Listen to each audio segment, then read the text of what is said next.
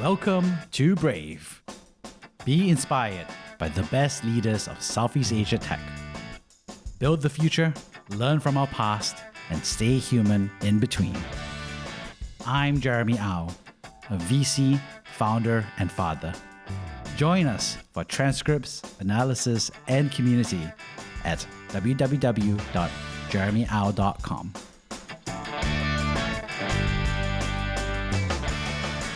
Hey Wing, good to have you on the show. Hey, Jeremy, I appreciate you making the time to have me on here. Been looking forward to the chat. So Wing, I'm really excited because you're one of the purest VCs out in Southeast Asia doing the good work and funding early startups where they need that funding. So I'm excited to dig into that and everything around it. But before we get started, how should people know about you? What is your story? Happy to tell you about that. And I'm going to get started very beginning here. So I grew up in Bangkok, spent my whole life growing up here. Growing up was very heavy emphasis on education. That was kind of the classic stereotypical Asian childhood, right? And I did fairly well at this. I was getting good grades in school, really applied myself to going to a good university. Ended up going to Berkeley, UC Berkeley in California as an economics major. When I got there initially, wanted to consulting, a very tracked path, right? It's kind of following the role that you see many people take where get good grades, good university, consulting, blah, blah, a few years doing the same thing. And then as I got to Berkeley, I did an internship in consulting, got surrounded by more people and really realized that's not what I wanted to do. At that same time, there was also this huge boom on campus of tech and entrepreneurships. A lot of people starting companies, and that was my real first exposure to the world of tech. That, and I also liked watching a lot of Shark Tank. That really exposed me to the world of venture capital. I remember watching a few episodes and just thought, oh, that was the coolest job in the world, right? Being able to listen to people pitch ideas and kind of selectively choose who you want to work with, which founder was inspiring to you. So at that point, I was like, this is what I want to do. And I was very intentional about wanting to do venture. At that time, I was maybe 18, so very kind of slowly plotting my way into the path of VC. Another thing I came across at that time as I was exposed to this world of venture was I just started watching a lot of YouTube interviews, a lot of VCs talking about the future, how they thought about things. And this was just really an incredible group of thinkers I found. All right, so this was people like Chris Sacca, Chamath, Peter Thiel especially, who I thought was just incredible, went down this deep rabbit hole of just listening to their podcasts or interviews all day, really learning about them. And I think one of the big things I got from listening to all these Peter Thiel ideas and reading his books as well was, a lot of his work is built around a thesis that you should aim for a monopoly and avoid competition. And that's very different than what's taught in traditional econ classrooms, right? You're taught that monopolies are bad, a lot of negative externalities come from that. But there's this one quote from him I really like, and he says that the tremendous price of asking bigger questions. Don't always go through the tiny little doors that everyone tries to rush through. Maybe go around the corner, go through the vast gate no one is taking. So being exposed to that mentality early on, start to think to myself, what's a role people typically didn't really want to do, what path I can take to get there. And I think I landed on VC that way. So I was very intentional about that. So from there, I spent time working at a few startups in the US and also in Southeast Asia. I started my own thing in Berkeley at the Center for Entrepreneurship. We got a team together, started a fintech company targeting Pakistan initially, the underbanked population there. That didn't end up working, but all this in my mind was just experience, building experience, getting myself more into the world of tech to really get into the world of VC, right? And then from there, I'd say maybe like a year or two after working very hard throughout that journey, trying to get to venture, I got my first internship initially at a 500 startup. So pretty big venture firm. I started as an intern on their fundraising and investors relations team. And then after that, ended up consulting for them for about 6 months after that. So spent a lot of time working with that team. And there I was helping them raise their Fund 5 at that point. So typically, they had a lot of LPs that were multinational corporations. We were trying to reinvent the pitch strategy to target more institutional investors in the US. So did everything from build financial models for the fund to go into very specific tech or industry related research, and got exposure pitching LPs at a very early age. So I think I was 19 at the time, sitting in on these LP meetings, Really got a lot of exposure to the team and the whole journey of setting up a fund there.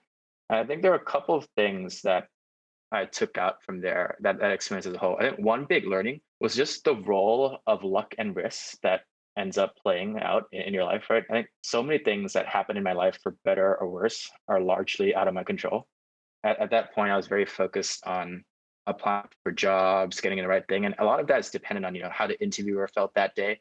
And I saw this firsthand with the LP pitches I was going to as well, right? It's like maybe that LP was having a good day, had something nice for lunch, got an argument with their wife. Like there's just so many little things that are outside of your variables, right? So things like a chance meeting, whether you met someone and they were in a good or bad mood, it would have turned out to be a totally different situation. So when you think about, there's really so many variables governing the outcome of every human interaction that you really want to do your best to have the odds in your favor. And I think at that time it was a game of numbers, right? Pitching as many LPs as we could for 500, for me applying to as many positions I could to get my foot in the door at venture. And that's when, yeah, I first learned about venture, got started there, and really, really enjoyed that whole process. After that, the journey continued within the industry, right? That was like kind of my first lucky break. And then after 500 startups, I joined another fund called House Fund. So this was a small fund in UC Berkeley. The house fund was started by the GP. His name is Jeremy Fiance. Jeremy was 21 or 22 when he raised the first fund, actually. So fund one was $6 million. Fund two ended up closing close to $50 million. So I guess pre-seed fund, it was a pre-seed and seed fund. And the thesis was they only invested in founders with a UC Berkeley affiliation. So it was Berkeley founders, Berkeley students, Berkeley alumni, and Berkeley professors. And this was kind of my first real venture into how a VC fund is actually run on the investing side. Before 500 is very much just on the fundraising side. And then at the house fund, I got to see firsthand what the investment pipeline looked like. So there I sourced startups across the Berkeley ecosystem, took the lead in several meetings, started to really develop the diligence skill set, joined their partner meetings with the investment team, actually created due diligence reports on startups across different verticals, created different processes for our active sourcing process, our internal recruiting process, our pitch response process as well, and really got to know the UC Berkeley startup entrepreneurship. And that led to a lot of other things, which I'm happy to talk about later. But one big thing there, I really learned how to think about like portfolio construction at that point. Right. So really just thinking about the power of power laws and how that really drives everything in our industry, right?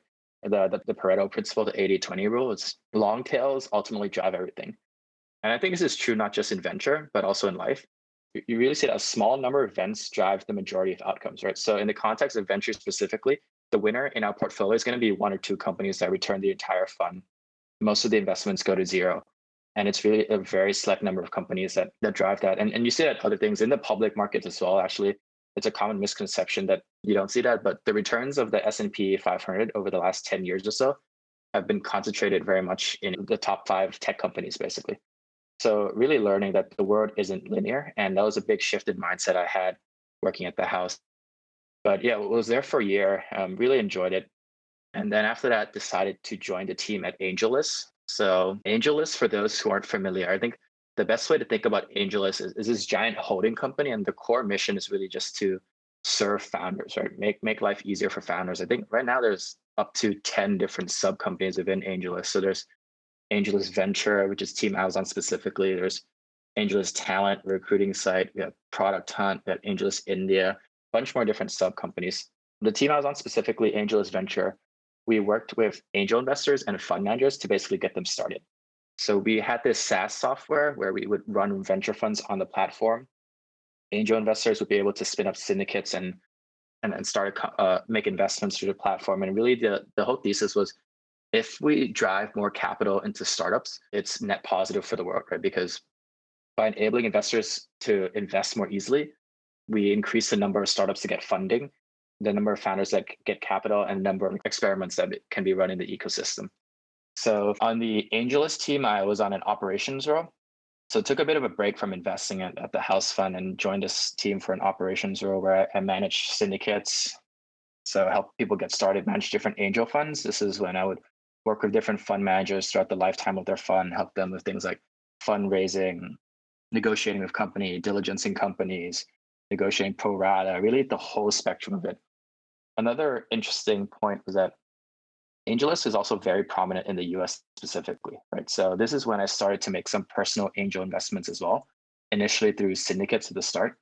There's a stat that came out this year that AngelList actually saw 50% of high quality early stage deals. So this meant that of all the US seed deals in 2020, 50% of them of high quality ones, this is measured by co-investor, 50% of them with high quality co-investors was also on the AngelList platform. So I saw a lot of deals during my time there, several hundred, maybe up to 1,000. And I could selectively just make investments into the best ones. So would start writing $1,000 checks into companies that I thought were exciting. And it was the first time I was putting my own capital into the ecosystem. And that really changed things because I was able to, there was a lot more on the line rather than investing kind of other people's money at a fund where I wasn't a partner, right? Investing your own capital, you spend more time trying to diligence the company, get to know the co-investors and things like that. One big takeaway there as well was that, I worked with so many different fund managers there. At any given point, I was working with 50 or so fund managers, and everyone had a very, very different strategy, right? So there's really no right way to do venture from what I've seen. It's really about what your strategy is for getting into the power law companies, because at the end of the day, no one knows the ultimate results, right? So what's important is the framework through which you're viewing the world. And you need to have the courage, your convictions, and be consistent with them. And happy to spend a bit more time on my role at AngelList as well. But just moving forward a bit, at AngelList, actually, I got to know Utsav Samani really well. I started off managing Utsav's syndicate, helping him with his fund, and we just got very close and we started to work together on a few different projects at AngelList. So Utsav, for those who don't know, is the founder and CEO of AngelList India. He brought the AngelList model to India, and they've been quite successful there. I think they've been around for 3 or 4 years in India now. And in that time, they've become the most active seed investor in India, portfolio of over 200 companies. Him and I got really close at AngelList, and we were always talking about Southeast Asia, right? Given I grew up here, had always been in the back of my mind to do something here. But went to school in Singapore, and we were excited about the growth we were seeing. We identified like a bunch of different macro factors, which happy to dig in later as well. But we were just very excited by what we were seeing in Southeast Asia. And then towards the end of my time at AngelList, we decided to partner and launch iSeed Southeast Asia together. And that's what I've been working on for the past 10 months or so now. So yeah, happy to dig in more into iSeed Southeast Asia, but we'll pause there for a bit in case you had any questions. I know rambled on for a bit there. Yeah, awesome. And I think it's amazing that you've done, so much, especially and focus so much on VC. Before obviously we talk about, your approach and everything. You were UC Berkeley, so was I. Go Bears. Yep, go Bears. What was it that made you transition from the consulting that's there to technology and VC, right? Because I don't think many folks at that time at the undergraduate level were thinking, oh, venture capital is a potential route for me, which is something that's quite unique, I think, especially from the way you approached it. Yeah, so at that time, not many undergraduates thought that they could do VC, right? So there are only kind of 2 main ways you could get into VC at that point. It was basically you start a company, have some kind of successful exit, and then become an investor, or you go the banking route. You'd go and do banking for a few years. You kind of pay your dues, with the long hours of investment banking, and then get into venture from that. I would say I was very, very determined to get into VC. I just, everything about the job attracted me to it. The primary thing I think that drove me into this field of work, and I think that's changed over time. Happy to talk a little later about how my views on the industry and my motivation for being in the industry has changed over time. But initially, it really was just, I thought there was just such smart people spending time in the space, right? So I started listening to a lot of VCs, and they were influencing my thinking a lot. And my thought at that time was, well, if so many smart people are working in this field, there's got to be something about it that is exciting, is new, that wants them to work on it. And I think even to this day, I think it's a very privileged job as a venture investor, right? You're not the one necessarily taking the risk yourself. I think the credit belongs to the founders. You're in a comfortable position where your product is essentially capital. You're selling capital to founders. They're the ones that are pitching you, telling you your life story, trying to convince you that they're worthy of investment. Like the smartest people in the world get to come to you and pitch like how they want to change the world, their ecosystem, whatever. So it's a very privileged position to be in. I recognize that. But initially, I think it was just the quality of thinkers that I saw in the industry that drew me to it. And I'll give you an example, right? So with Peter Thiel specifically, I think one idea, and it's been said a lot in Silicon Valley, but I think it's very important, is his idea of mimetic theory, right? So at Stanford, he's studied under this philosopher called Rene Girard, and Girard is really the one that pioneered this idea of mimetic theory. And the basic premise of mimetic theory is that imitation is the fundamental mechanism of human behavior, right? So a lot of us are living our lives on autopilot, following momentum. We don't know what we're doing. And this whole idea of mimetic desire comes from the fact that Girard's hypothesis is that we don't know what we want on our own. So it's very hard to think independently and say, I want X because of me. Our desires are actually mimetic. We copy the desires of others. So for example, in maybe picking where you want to eat, you look which restaurant has the longest lines and which college you want to go to, who's applying there the most. And in a relationship, who you want to date, it's, who's the most popular person, right? So you see this in every aspect of life where a lot of our desires aren't really our own, but it comes from other people. What that results in is mimetic rivalry, which is this idea that conflict doesn't happen because we want different things, but it's because we want the same thing, right? So mimetic desire results in a conflict. And there's been some experiments around that prove this, right? There's been a study with babies where, they put two babies in a room full of toys. One baby grabs a toy and the other baby immediately starts desiring the toy that the baby grabs rather than all the other toys. Right, so the baby's interest in a particular toy has less to do with the toy itself and more to do with the fact that the other babies desire the toy. And there's obviously some positives to this as well. It's because this is how we develop as children, right? We learn language and we learn how to behave through our parents, through imitating adults. But if everyone is thinking alike, then no one's really thinking. So this is just one of the examples that really drew me initially to this world of venture, just different concepts that these thinkers were talking about that really unlocked new framework for me in my head. Yeah, I think a lot of people are drawn into VC from the entrepreneurship side rather than the investor side. But for me, it was initially the investor side. One thing I'll also just quickly add on to that is that, a lot of people think it is a great way to make money. I personally don't think that's true, right? So the majority of venture funds go to zero. That's a dirty little secret that not many people like to talk about publicly. Very few VC funds actually return capital and do well from a returns perspective. And even if they do, the time horizons we're operating on are 7 to 10 years, often longer, right? So if your goal is to build personal wealth, I don't think venture is actually a great route to take. I think investment banking, consulting, things like that are much, much more certain. I think it's easy to kind of fantasize that, VCs make a lot of money because you see the outlier case like Chris Sacca's $8 million fund returning $1.6 billion to LPs, right? And that fund had like Uber, Twitter, Instagram. But that is very, very much the exception. And if personal wealth is high up on your list of what your goals are, I don't think venture is to go about it. I'm a big fan of, I think Peter Thiel's thinking from 0 to 1. And obviously, I think a lot of the thinking by, Eric Thorenberg recently, I think, unpacked, Rene Girard's point of view. I've never consumed Rene Girard itself, but I think it's interesting to see that unpacking of that. And I think what I really appreciated was you kind of like taking it back to yourself, right? Which was that one child likes the doll, so the other child wants that doll, right? Was that resonating for you when you were an undergrad because other people wanted to be a VC, so you decided that you want to be a VC as well? So it was actually the opposite. When I was an undergrad, it wasn't that desirable of a job. I'm sure people were talking about it, but it wasn't as hyped up as it was now, right? When I was an undergraduate, I think it's also specific to the social circles you hang out with. A lot of people wanted to start companies. There was a lot of founder worship in Silicon Valley and in Berkeley, especially. A lot of people want to be consulting. VC, not so many. It really was looked at as thing was like very hard to get to. Like you need to have X years of experience doing banking or at a startup before you can get into it. So for me, venture was less. At least that's what I think. Mimetic desire, but it was more so in my mind, kind of breaking the mimetic desire of everyone's doing consulting. Let's try to do a path where not many people take, which is go become a VC when I'm 19, whereas other people are waiting, much later in their careers to do that.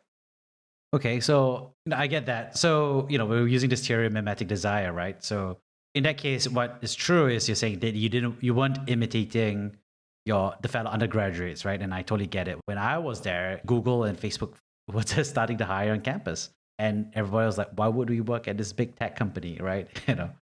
So I'm just kind of curious, but at the same time, you were saying that at a time you're consuming content from Chris Sacca, Peter Thiel, etc. So would you say Memetic Desire, the plane was between you and the role models that you saw on, I don't know, Twitter or their books or their writing? How does that play out? Yeah, no, I think that's true. So I think with Memetic Desire, I don't think you really ever escape it. So just because that's who we are as humans, right? That's the way we're evolved to learn, to think. Other people influence you, whether you admit it or not. So I think what's important there, once you recognize that, is to be much more intentional with who you end up spending time with, right? The people you let in your inner circle, who you're talking to every day, because I do believe that you're the average of the 5 people you spend the most time with. So being very selective about that was part of my strategy. But yeah, I think you can definitely view that as another mimetic plane that I was in, rather than my peer group. Yeah, and I think you shared something very important, which is it's not bad, right? And I think that was a really key point that you just said. It's not bad. I mean, I was in a club full of the Berkeley group, social impact consultants. You probably know them. And then I wanted to join Gates Foundation or Bridgespan group because that's what I felt was desirable, even though a lot of people thought I was crazy for wanting to do those jobs. But turns out they don't hire internationals. They only hire pretty much American citizens. And so I had to go to my third choice, which was corporate consultant, which turned out to be Bain, right? Which turns out to be the first choice. And I had no idea for so many other people, right? Who I didn't really hang out with. So it's just interesting that there are different planes and the intentionality of it. And the self-awareness that is happening is such a key component, especially when it comes to your own personal choices on your professional front. Yeah, I think what you said there is really important too. I think the self-awareness is such a big aspect of it, right? So there's a quote Naval said recently, which I really like. And he said, the true test of intelligence is whether or not you get what you want out of life. And I think if you break that down a bit, right, it's about getting what you want. Most people do what's expected of them versus what they want to do. And I think when he's talking about getting what you want out of your life, there's a distinction there between being happy and being fulfilled or having meaning. I think my hypothesis is that the purpose of life, I don't think, is to be happy. If it was, we'd probably be a lot happier on average.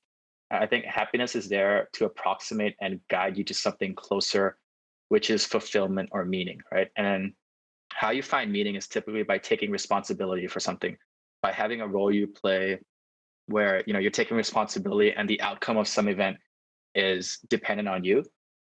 And I think it comes back to the point that you were talking about, which is being self-aware, right? I think that's ultimately what a self-examined life is about. It's about working to play a coherent view of how to live your life. And it doesn't matter what that is, right? If you love chess, if you love ballroom dancing, VC, consulting, it really doesn't matter. I think you should just be able to explain why those things are important to you. And what I found, I think, is that self-awareness is really like the highest calling. It makes you happier, more successful. It's at the core of self-improvement. And it's something that can be cultivated, right? Something that can be trained over time. And I completely agree with that point that you made about self-awareness. So Wayne, what do you want in life? I mean, you raised it. I'm happy to share mine as well.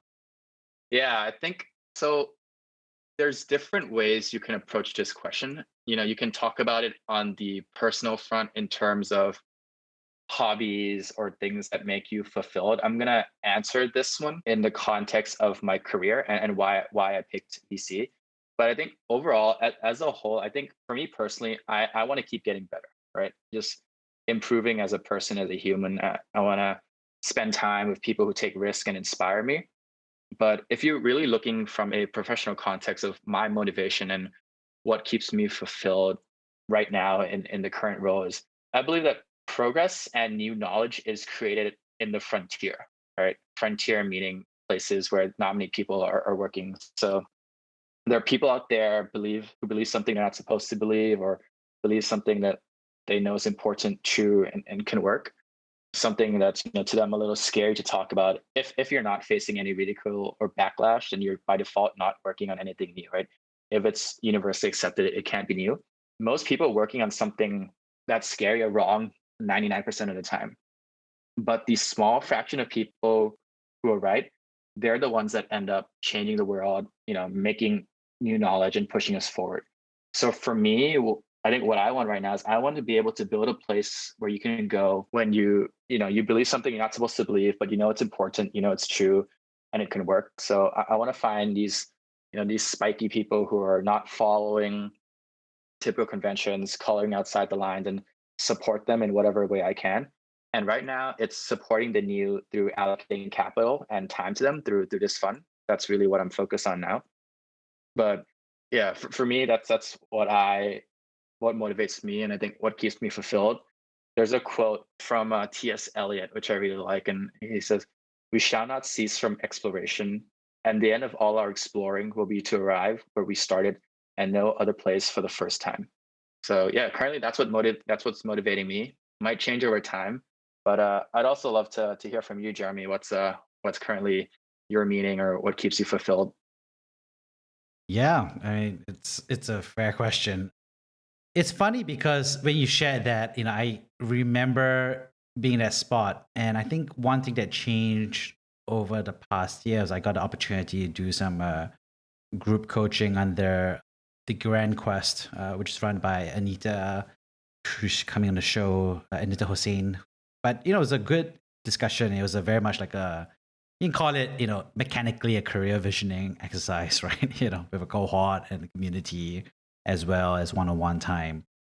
But I think the thing that stuck out of me was that in parallel, I was reading the book Atomic Habits. And I think it was very much the fractionating of what I want to do into what do I want today to be, right? What is my dream job today? What is my dream day, right?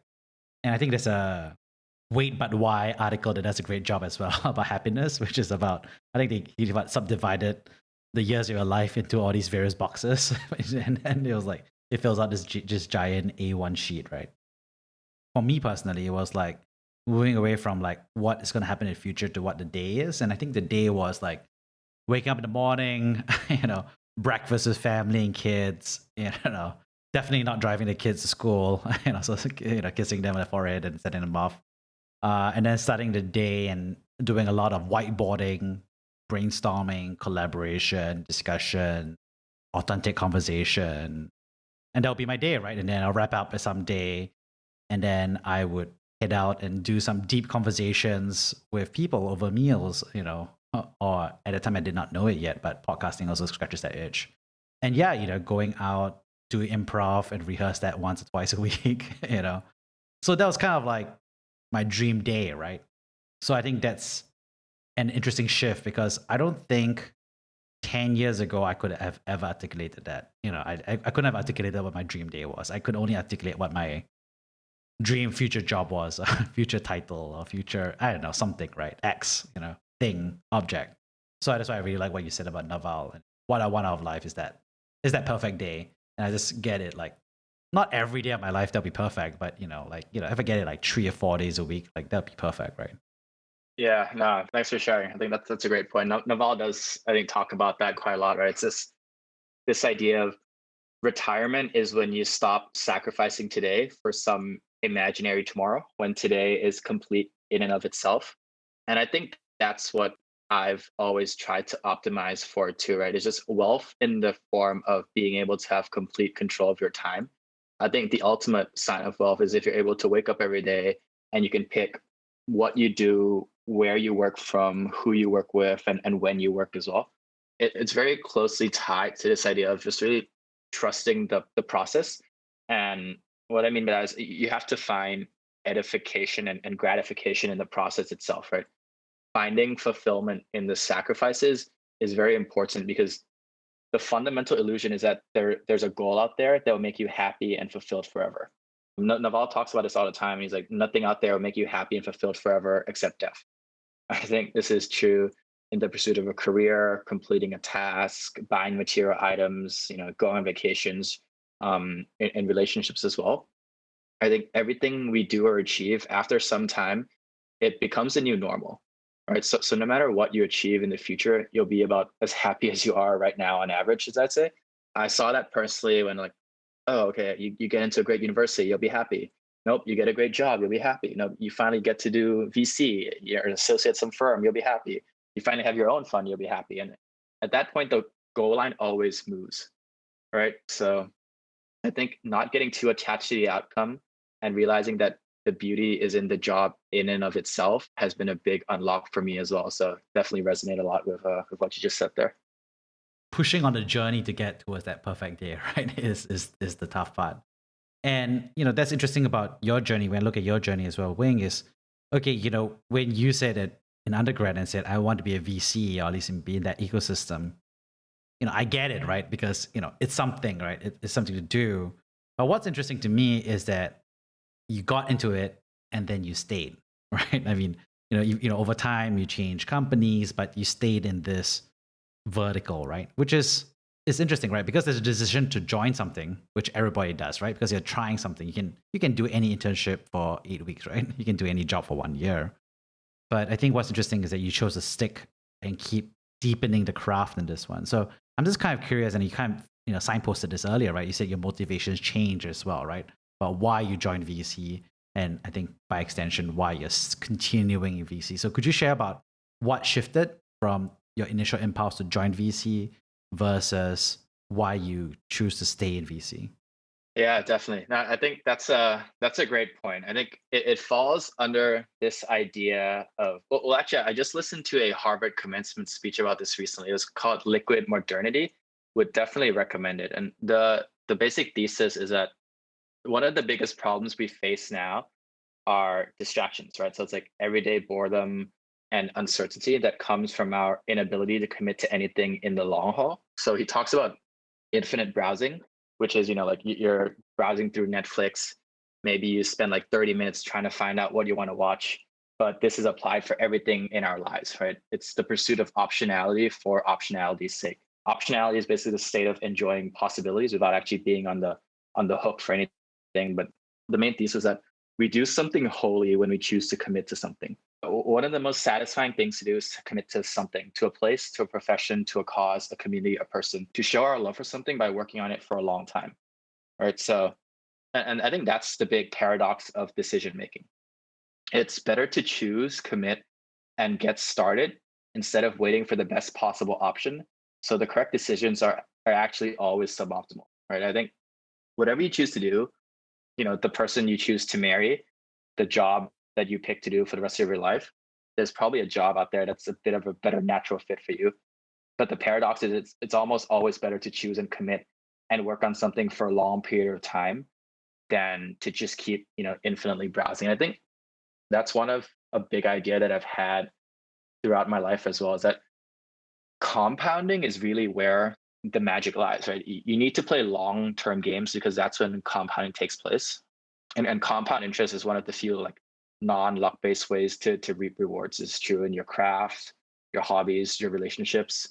The way you get good at something is fairly simple. You do it again and again and again. I think consistency over time ultimately equates to results, right? But the additional thing to say about that is also that, it requires a long-term commitment. Anything worth doing is hard. Sacrifice is required to practice your craft at the highest levels. And that sacrifice is a choice. It's one that I think you have to wake up and make every day. Yeah, I think there's so much noise, so much distraction in the world that when it comes down to it, really staying true to what you committed to doing, that's where a lot of the compounding and a lot of where the magic ultimately happens. So yeah, for me initially in VC, I was drawn to it by the speakers, by the thought leadership in the industry. But now it's more about me wanting to do this craft at a very high level and realizing that it takes time. I think investing in one of those areas where it really takes a long time to develop a taste for investing. So I want to get good at this. And I recognize that it's going to take a long time. And, that's why I've chosen to commit and stay in this field. And I think work on this for the foreseeable future. Interesting. Firstly, I thank you for sharing and being so open about the evolution, right? Which is like, this is something that you desire to. Now I want to get good at this. And interesting because, because there are so many people who become a venture investor and then after 1 to 2 years, they peace out, right? And go back to being an top operator or a top founder or an executive even, right? So for them, of course, maybe they ran into bad hygiene factors in terms of maybe it was not the right firm or not the right fit, or maybe it wasn't what they were expecting. So I'm just kind of curious, is like, when you say that you want to do this VC thing, it's all about intrinsic motivation, about mastery and craft. I don't know, it sounds very Zen, very Japanese, you know what I'm saying? Versus, other people might say stuff like, oh, I like being VC and I stay in VC because it's fun. I get to meet new people, it's more chill. So I'm just kind of curious what you think about that. Yeah, I think it started off that way. I definitely was like, I'm going to meet some super smart people and then I'm going to see what happens. I think part of it might just be my personality trait as well as, I like the grind, the commitment of waking up and doing the same thing again and again and getting better at it. So over time, I think it evolved into that. And I see that in other aspects of my life as well, right? It's like my hobbies outside of adventure, things like that. I think it might be a personality thing as well. But yeah, at the start of it, and that's definitely still a part of it. I think being able to just spend time with super smart people, building companies and playing a small role in their journey is very fulfilling as well. But for me right now, and it was that same unlock is there's nothing out there that's going to make you happy and fulfilled forever, right? It's really about the journey and not the destination. So I'm just going to spend as much time and do the best I can on this journey rather than focus on the destination. So I think those two things kind of play in together there. And I think for me, I'm pretty lucky with the fund I'm at now, right? Given it's my fund, I can kind of pick the culture and really build this from the ground up of what I ultimately want this to be. It won't be the same if I was to join a company or join a separate fund. I think a lot of it is dependent on who you're able to work with. And because I can be very selective about who I spend time with, who I work with, that also I think plays a part in making why I'm so excited about this and why I want to work on this craft and spend a lot of time on it. Do you ever think about being a founder, or like, why would a VC want to become a founder, right? Because we see that all the time, right? We see lots of VC associates, even like middle stage folks jump back or jump into being a founder. So I'm just kind of curious what you think about that. There's a couple of different schools of thought on this, right? One is that in order to be able to work with founders, you have to have a founder to be able to truly empathize with them. I think that's true to an extent. I think that if you have had that founding experience, you know what those long hours look like. You really know the highs and lows of the job itself. So I think it definitely adds value to the job of being a founder. But if you kind of look historically at, the best VCs of all time, not all of them have been founders. They all come from very different career paths, right? So you look at Mike Moritz at Sequoia, he was a journalist. Bill Gurley at Benchmark came from a public markets investing background. So I don't think it's a prerequisite. I think it can definitely help. And it's another tool that founders who turn into VCs have. And I think it helps in attracting other founders to work with them, but I don't think it's any means a requirement. So for me, I have definitely thought about being a founder, but I like this job a lot. And I would only think of it in the context of how much does it serve this job. And I think the best way to become the best VC is to just be a VC and start investing, right? Because I think it takes a very long time to develop investing taste, to know what you like as much as what you don't like. And I'm very early in that. So I think the optimal use of my time for my goals is just to continue on this path, be open for it, but no immediate plans to become a founder or anything like that right now. Yeah, that makes a lot of sense. One interesting part about it, of course, and you and I have done some similar shift, right? Because, we grew up in Southeast Asia, we spent time in the States, both studying and working. And then you and I both made the move back to Southeast Asia, right? So Wing, could you share more, like, why did you always intend to come back to Southeast Asia at some point? Or was it more opportunistic? How were you thinking about it? Yeah, that's a great question. So the short answer is no. I actually wasn't planning on coming back initially. Even though I, grew up here, family's out here, most of my friends I grew up with are out here too. I always thought, and I think I still do believe to some extent, that the smartest people working on the most interesting problems is not necessarily in Southeast Asia. I think that they are still aggregating around Silicon Valley, San Francisco. As much heat as the city's gotten, over the last few years, I think it's still a very special place there where tech culture has kind of seeped in. I think that's a function of like the type of people who are there as well. Like, initially that was the frontier, right? America was the frontier. It's where all the people in England left to explore the world, literally set sail on boats across the ocean to to Disneyland and set up camp. So it's very much baked into the DNA of the country. In addition to that, it's also a lot of where people immigrate to work on. So I still do believe that the smartest people, founders or investors, are still congregated around that area. With that being said, that made my decision to come back pretty difficult, right? There was this opportunity to start a fund with my partner now. And initially it was just opportunistic based. I thought that this was a chance to, start a fund, becoming a partner at a very early age and really get to practice this art in an area, in a geography that I care deeply about. So wanted to take that chance. But since then, I've been pleasantly surprised by the quality of founders, the quality of other investors, and the depth of the ecosystem here as a whole.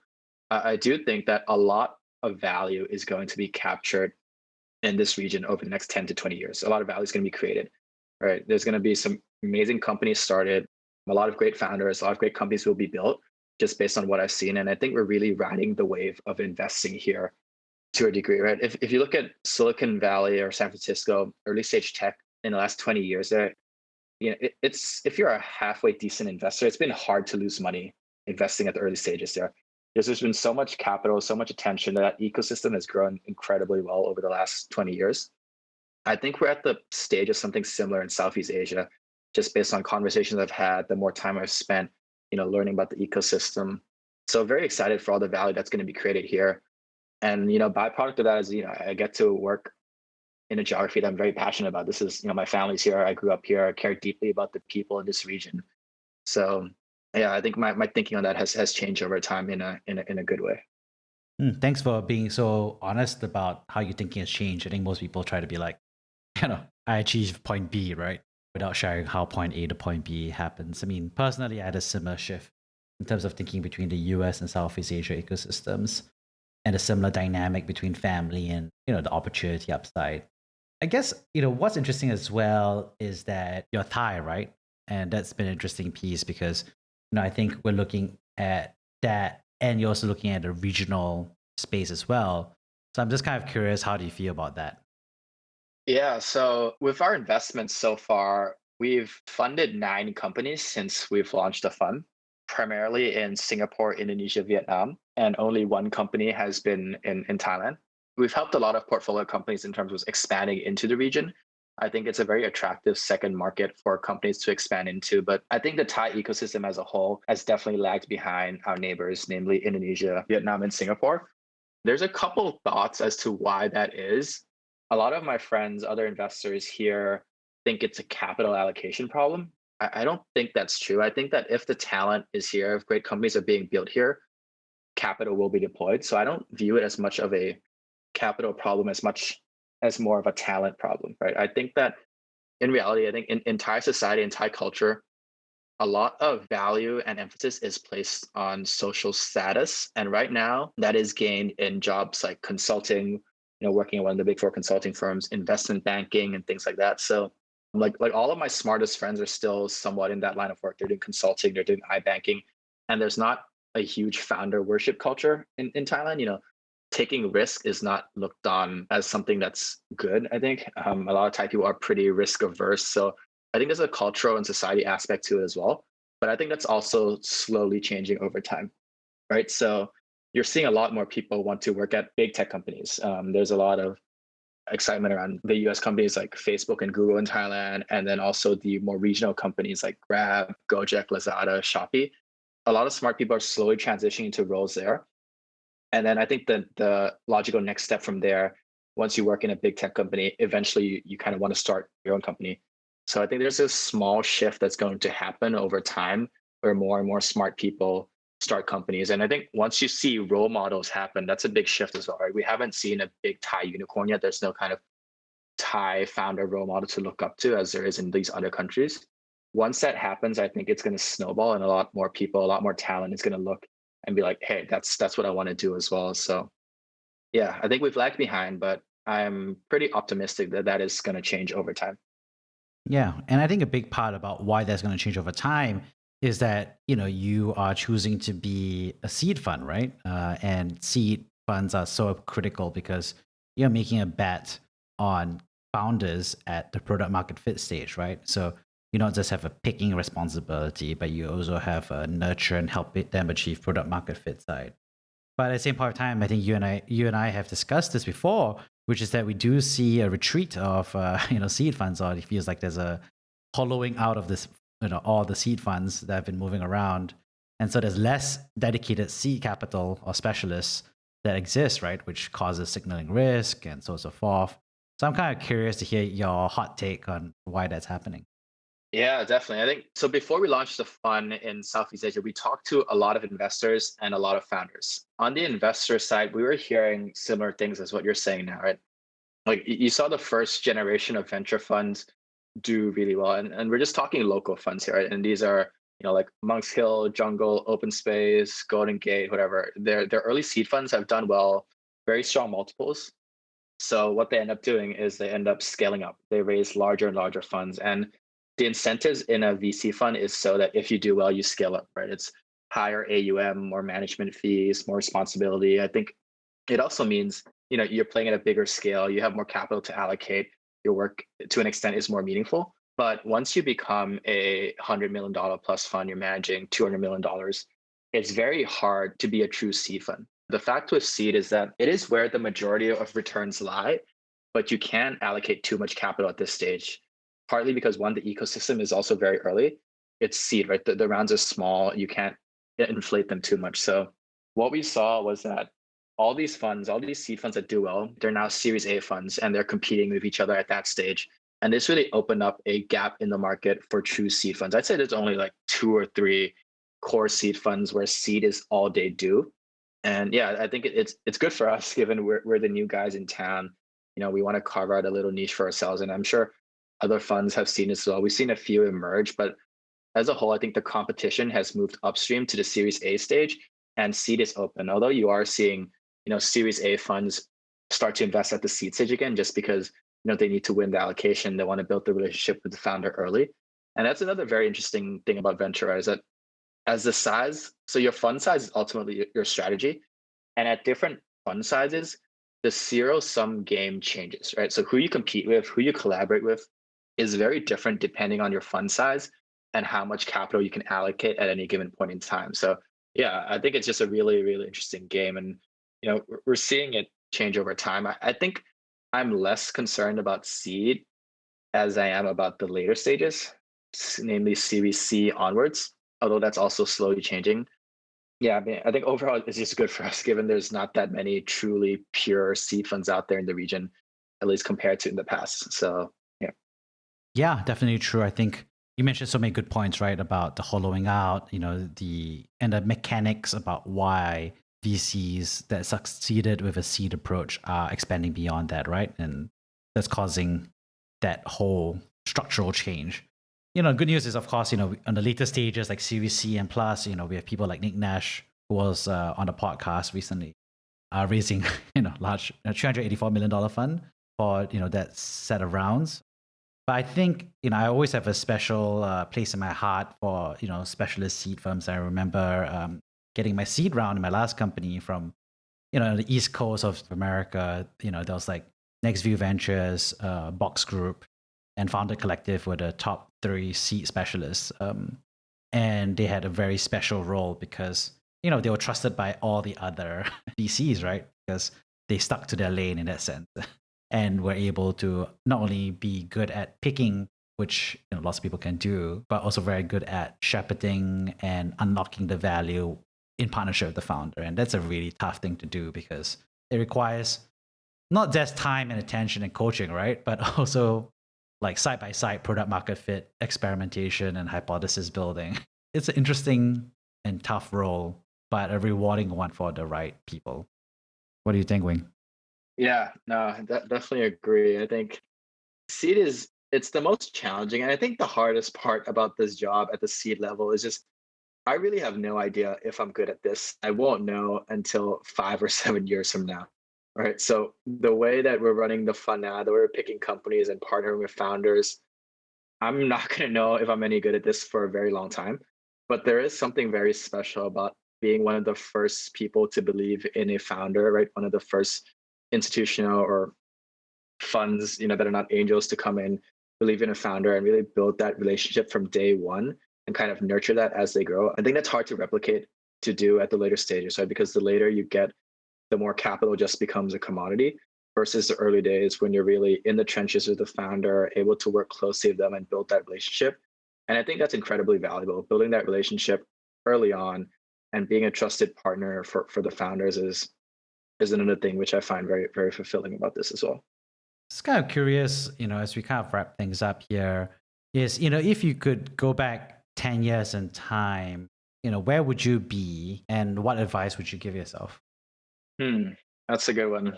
10 years in time. I'd say two things. One big thing is this idea of everything exists in juxtaposition, right? So in the context, since we're talking about VC, I was rejected from a lot of jobs, probably 100 plus companies, 100 plus funds I've applied to rejected me. And you really have to be able to get used to rejection and be able to keep moving forward. So this idea of, juxtaposition is that when you're feeling down as a founder or, first personally through your career, it's very valuable to keep in mind that the good doesn't exist without the bad, right? So you can't have one without the other. It's the same for happiness and sadness. If you were happy all the time, you wouldn't be happy, right? It would just be a constant state because you need the downs to feel the ups. And you see that principle everywhere too. It's like you see that in your strengths and your weaknesses. It's all relative and that exists everywhere. So the moments when it's hard, when you're sad, it's really okay because you need to feel that in order to be able to have the highs. So I think that's the first thing. And another piece of advice I'd give myself is that I think, I was very kind of type A personality growing up, very motivated to okay, do my goal, tick boxes, okay, do this, what's next, always kind of chasing the next accomplishment. And I'd say that I like this quote a lot from, I think it's from Billions, a TV show. I don't know if you've seen it, but there's one line where it says, in the great expanse of time, we're already dead, right? So it's hard to lose context and lose sight of the fact that we're literally on a spaceship that's moving 30 kilometers per second around a burning sun. Right? A lot of people lose sight of that. In the long run, we're all dead. So don't take yourself too seriously. Don't get too hung up on the downs and just, and enjoy the ride. I think that would be the biggest takeaway and advice I give to my younger self. Awesome. Thanks so much, Wing. For those who want to reach you, how can they contact you? I'm pretty good on email. I check it every day. Try to respond to everything. I'm just w@iseed.vc, w@iseed.vc, and then also on Twitter @wing, WING, Vasiksiri. I'm pretty active on both. So yeah, pretty not difficult to reach out to. Well, I'm going to recap what I found most enlightening from our conversation. And obviously, give it a bit of time, we'll open it up for questions. So if anybody wants to raise their hand to ask Wing a question, feel free to raise your hand. Well, first of all, I think you have a deep sense of life and mortality, which is two sides of the same coin, which allows us to have a much deeper conversation than just the mechanics of VC, but also life philosophy and why you chose VC. So I think that's really a great piece there. I think the second piece that I really enjoyed and we got to cover, of course, was your perspective on career transitions and venture capital as a life journey, which is not a common one and also not necessarily a desirable one, especially in the context of Memetic Desire. And then thirdly, of course, I loved our conversations on Southeast Asia as well as the seed ecosystem. So thank you so much for sharing all of that. Thanks, Jeremy. I really enjoyed the conversation too. And appreciate the time. Well, if anybody wants to raise their hand, and we have time for one or two questions, and then we'll wrap up from there. So feel free to raise your hand. Is that okay if I ask question for investment here in the group? Hi, Gyap. Go ahead to ask your question. Oh, nice. I have a startup for kind of integration, a very crowded market, but I could sell product. We are a Vietnamese-based startup, so what's the best way for us to raise fund from kind of Southeast Asia? Yeah, I'm happy to have you reach out by email. I'm just w@ic.vc. I think the best format I like for looking at pitches over email is just, maybe 3 or 4 bullet points of high-level overview of what you're building and then a pitch deck attached to that. And we have a pretty good sense of what you're building and I'm happy to revert back with some thoughts. I think a general point I want to make about that is that, a lot of times founders ask VC for feedback on what they like and what they didn't like. I would be a little careful of what feedback you get from your investors, because the reality is this job ultimately comes down to allocating risk, right? And there's different types of risks. It's like there's founder risk, which is, do we think you've built a company? Have you built something successful before? There's financing risk. Can we go down? Do we see you being able to raise funds in the future? And each VC has a different appetite for risk. And just because a venture fund says no to you as a company or as a founder, it doesn't necessarily mean that your company is bad, right? It could, but it doesn't necessarily mean that. It's because you have to keep in mind that the job of VC is they're evaluating your opportunities relative to whatever other opportunities they have. So it might just be not as attractive relative to opportunity B, which is, 2 times repeat founder, previous exit, blah, blah, blah. All right. So I would be careful of taking advice from VC because the job is saying no a lot. And I think that's the worst part of the job. And a lot of times feedback can become kind of generic where, you say something like, oh, the market's not big enough or something like that. When I think in reality, what it comes down to a lot of times is, we have scarce capital to allocate. And if we're saying no to a company, it just might mean that you're not as attractive to option B. So that's something to keep in mind. But yeah, for your specific context, if you send over a pitch deck to my email, very happy to take a look and share some thoughts and see if it might be a fit. Thank you so much, Wing. I will drop you an email when I have my pitch deck kind of fulfilled. Yeah, no problem. Awesome. Thanks so much, Wing. It's been an absolute pleasure having you. Thanks, Jeremy. Appreciate the time. And we'll talk soon. Thanks, everyone. Thank you for listening to Brave. If you enjoyed this podcast, please share this episode with friends and colleagues. Sign up at www.jeremyau.com to discuss this episode with other community members in our forum. Stay well and stay brave.